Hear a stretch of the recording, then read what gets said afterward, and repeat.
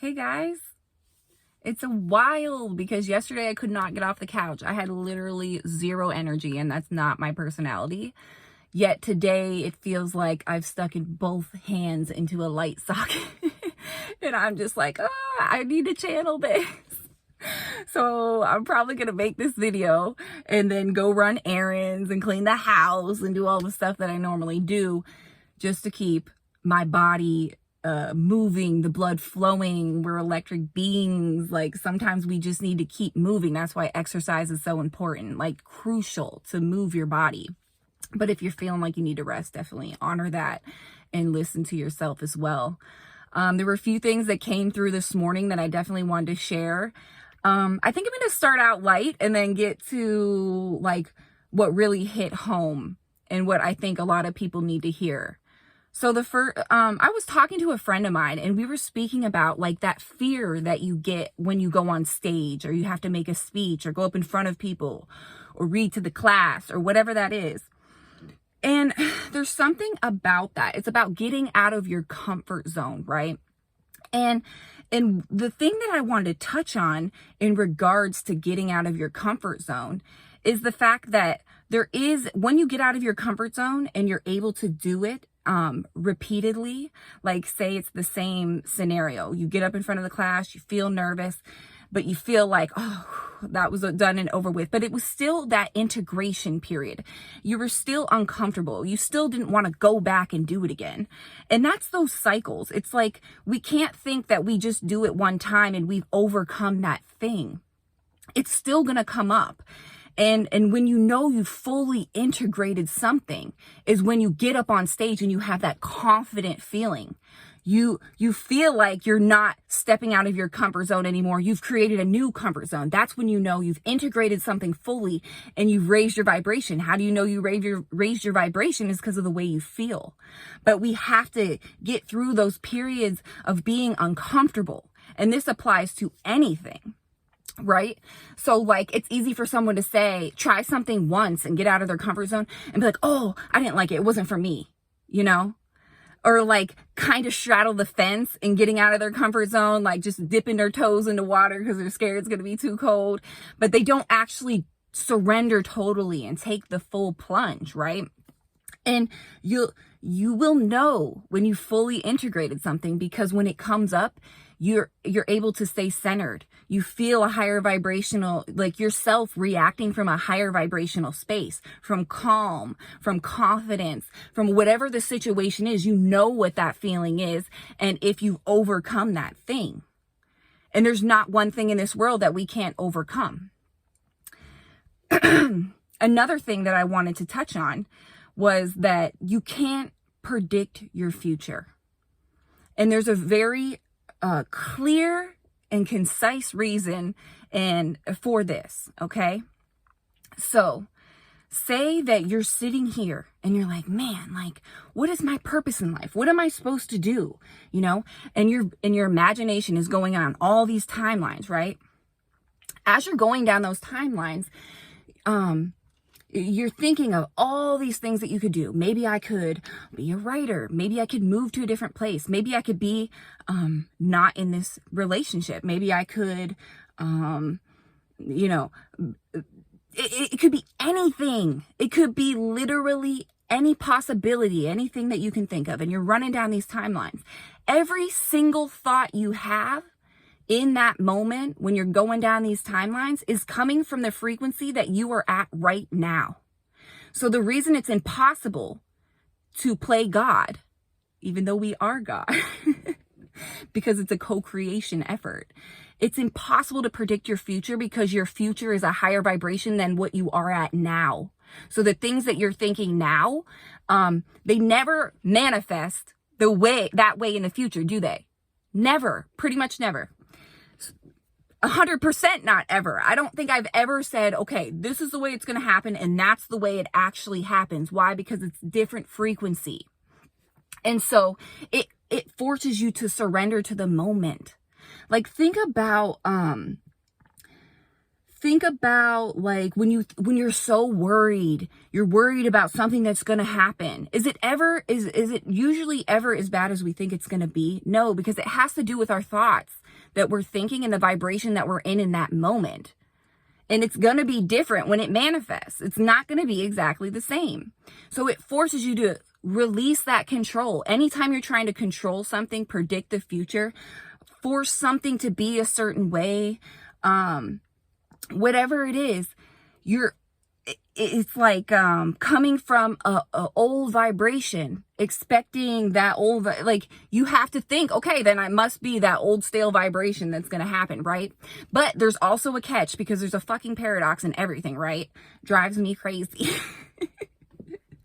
And that catch is when you're connected to ego and you're in a lower vibrational space,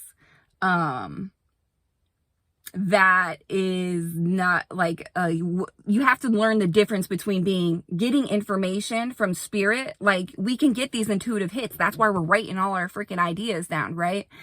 And we're writing all those ideas down. That's not a bad thing. It's not a bad thing to daydream and go down these timelines. It's that attachment to it. It's that saying it has to work out this way or I'm not going to be happy. But it's such a surrender. I hope you guys are understanding. I feel like I'm not explaining it very clearly, but you see what I'm saying? Like, so we do want to dream. We do want to, I'm not saying don't think about the future ever. I mean, being present also could be your higher self bringing you ideas. And then it's just these little seeds. Spirit is just planting these little seeds so it can come together and co-create with you. But you have to surrender. You have to surrender or that co-creation can't happen. So it's this discernment. Okay, where's this thought coming from? Is it coming from spirit or ego? Okay, where's this feeling coming from? How do I feel inside of my body right now as I'm receiving this information? And if you're feeling good, that's beautiful. Write it down, but don't be attached to it. Because if you're attached to it, then then you're going to, like, that attachment is coming from a lower vibrational space. And so, yeah, the way it manifests is never going to be what we think it is, because our vibration is going to be higher. So whatever spirit comes and co-creates with us in that moment is going to be something that we couldn't even have fathomed in a past vibration. Even though everything's happening at the same time, you see how it's a paradox. You see how it's like, once you get into this, it can be so confusing, but at the same time, it's as simple as surrendering, just being, just not trying to be anxious about the future, worry about what happened in the past, worry about something that could happen that doesn't even fucking exist except for this timeline that you've created in your own mental space. It's really just mastering that peace, that moment, that just beingness, that just complete and utter faith to the point of knowingness that spirit has you. You don't even have to think. But at the same time, we're human beings. So we're having this physical experience. So it's manifesting in this physical way. And so when those hits from spirit come through and you get that inspiration, you want to write it down, do that. That's being in the moment, right? That is being in the moment. But then don't be attached to it. It's like, oh, shoot, spirit told me this, so let me just, you know what I'm saying? Like, cling to it. Or I felt good when this happened, so let me just cling to it. As soon as you cling to it, it negates that feeling. It's gone. Now it's coming from a lower vibrational space because your happiness depends on this thing. But yeah, what else did I have here? Needing nothing attracts everything. And that's what I was going to call this video, but I didn't even really go off on a rant about that. But that's what surrender to the moment is. It's not needing anything to feel fulfilled, not needing to reach externally or for some situation to be the way you want it to be, or for a person in a relationship to be who you want them to be.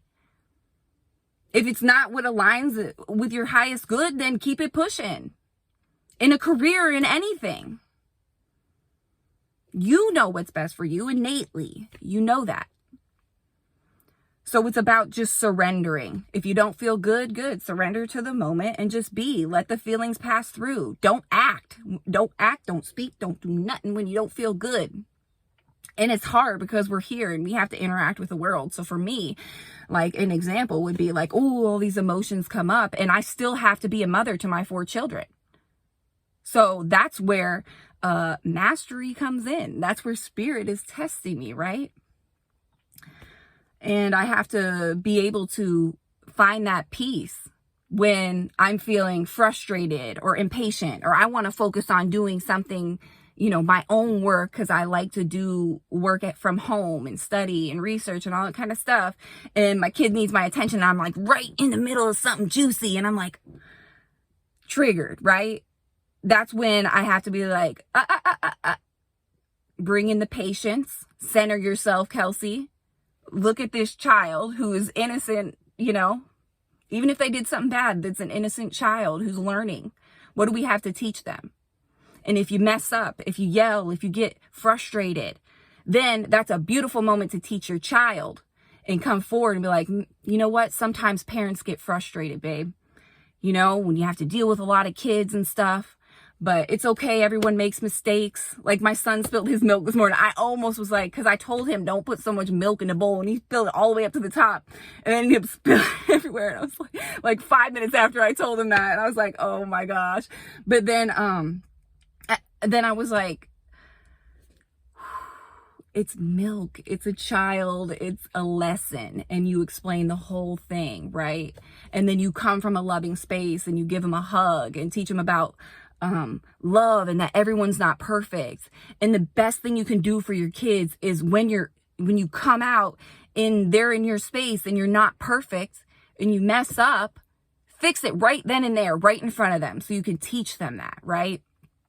This video is kind of all over the place, but you know, I'm just going with what spirit comes through. But the point of the matter is it's about surrendering to the moment, being more conscious of the way that we act in any given moment. Are we coming from a space of love? Right. Because as a parent, I was coming from that place of frustration. So I shouldn't say anything. I shouldn't act. I shouldn't say. I should take 1 second, take some deep breaths, center myself, and then address it. And that's just one example. That's what you can apply it to anything. So yeah, I hope you guys are feeling, I hope you're feeling all right during these intense energies. Me and Lance have definitely been feeling it. My body has been aching a lot. As long as I keep it moving, I feel okay. When I start not moving, but sometimes it's hard because you're like tired, you know, that's when I start feeling like achy and stuff like that. And I think it's just like sometimes the energy can get stuck in different places of your body.